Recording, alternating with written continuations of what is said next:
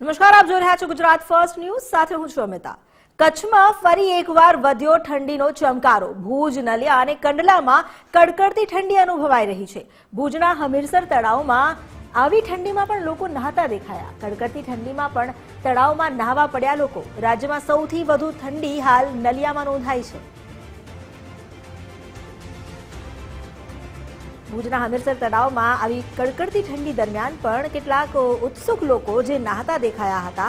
અત્યારે સૌથી વધુ ઠંડી જે નલિયામાં નોંધાય છે। છેલ્લા ઘણા સમયથી નલિયામાં જો 7 થી 10 ડિગ્રીની વચ્ચે તાપમાન નોંધાઈ રહ્યું છે। લઘુત્તમ તાપમાન આટલું ઊંચું હોવાને કારણે ઠંડી પણ વધી છે। તો સાથે હમીરસર તળાવની આસપાસ લોકો ચાલતા પણ વધુ દેખાઈ રહ્યા છે। શિયાળાની ઋતુમાં કસરત કરવા માટે પણ લોકો નીકળી પડ્યા છે। ભુજ, નલિયા અને કંડલામાં કડકડતી ઠંડીનો ચમકારો અનુભવાઈ રહ્યો છે।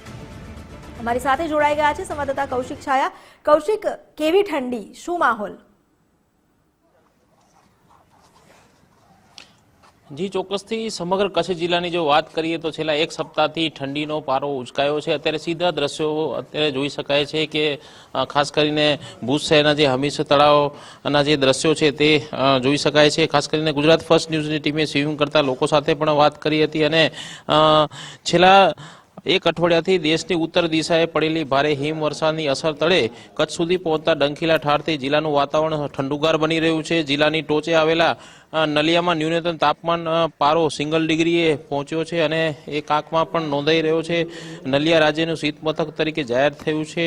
તો જિલ્લા મથક ભુજ શહેરમાં તાપમાનનો પારો પણ 1 કલાક તરફ સરકી રહ્યો તેવું લાગી રહ્યું છે। ભારે ઠંડીના કારણે લોકો હવે પશુઓ ઉપર પણ શિયાળાની અસર પણ હાલ વર્તાઈ રહેલી જોવા મળી રહી છે।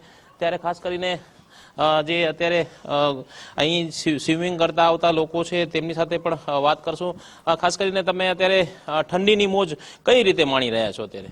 સર, ઠંડી તો કેવી છે એ આપને ખ્યાલ જ છે, બટ અત્યારે સવારમાં 25 ડિસેમ્બરની સવારમાં રજાનો દિવસ છે। તો એ રજાના દિવસે આજે સવારના અર્લી મોર્નિંગ બધા હું અને મારી સાથે મારો જે ગ્રુપ છે, હું પ્રોપર અંજારથી આવું છું, મારો ગ્રુપ છે એ ભુજનો છે અને મારી સાથે લગભગ અમે ટ્રેકિંગનો ગ્રુપ છે અને બધા જ હમીરસરમાં ઠંડીની મોજ લેવા માટે આવ્યા છીએ। પાણીમાં જ્યારે જઈએ છીએ ત્યારે 1 મિનિટ માટે એવું ફીલ થાય છે કે ભાઈ બહુ ઠંડુ છે, ન જવું જોઈએ, પણ અંદર ગયા પછી એવી મોજ આવે છે કે 1 કલાક સુધી તમે ઇઝી વેમાં તમે પાણીની અંદર રહી શકો છો। અને જસ્ટ અમે બહાર નીકળ્યા છીએ, બહુ આનંદ આવ્યો, આજે જબરદસ્ત મજા આવી ગઈ છે। તેમની સાથે વાત કરશું। ખાસ કરીને ઠંડીની મોજ કઈ રીતે માણી રહ્યા છો? ઠંડીની મોજ રીતના તો એક તો સવારના પોરમાં વહેલી સવારમાં નીકળવું અને તેલ માલિશ કરીને પાણીમાં પડવું એક જાતનો અનેરો આનંદ છે। સાથે સાથે સ્ફૂર્તિ અને 24 કલાક એનર્જી પણ મળી રહે છે। તમે શું કહેશો, કેવી રીતે ઠંડી કડકડતી ઠંડીમાં સ્વિમિંગ કરી રહ્યા છો અત્યારે?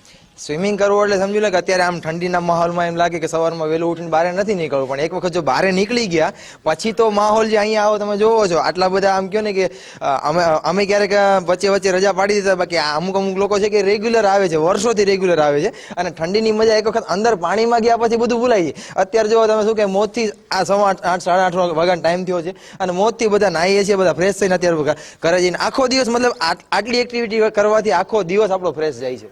કડકડતી ઠંડી પડી રહી છે પરંતુ અત્યારે સ્વિમિંગ કરવાનું ભૂલતા નથી। ત્યારે અનેક છે મિત્ર, તેમની સાથે પણ વાત કરશું। ખાસ કરીને ઠંડીનો કેવી રીતે લુપ્ત ઉઠાવી રહ્યા છો તમે? લુપ્તમાં તો એવું છે કે ઠંડીમાં જે લોકો નથી આવતા, જે લોકો સ્વિમિંગ રેગ્યુલર કરે છે ને જે નથી આવતા, એમને ખ્યાલ આવે કે ઠંડીમાં બી મજા આવે, ઉનાળા કરતાં શિયાળામાં વધારે મજા આવે છે।